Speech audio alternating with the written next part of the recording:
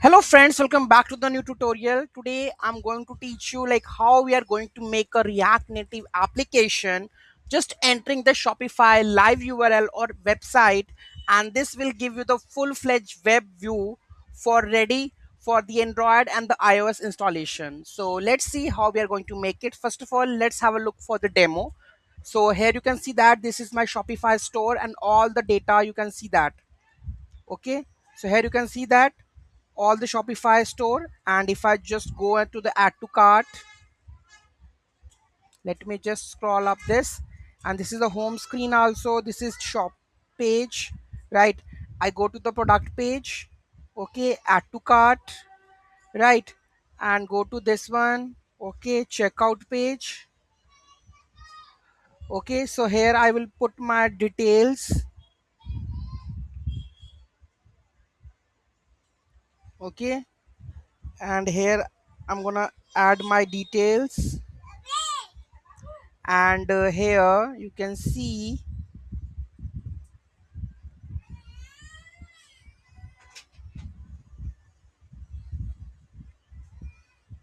Okay, just putting out the details,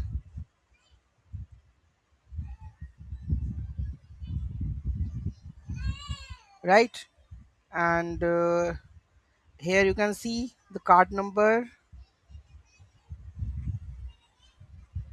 expiration, security code, and pay now.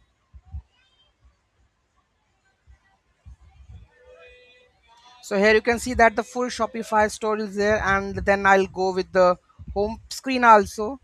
Okay, and here account page also. Okay, so cart page currently gonna empty because already we have do the checkout.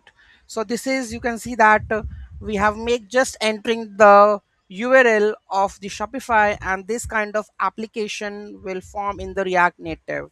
Okay, so this is, and we, if there is one more thing that I have added over there, that is a push notifications. And if I just put the push notifications over there, like test notifications,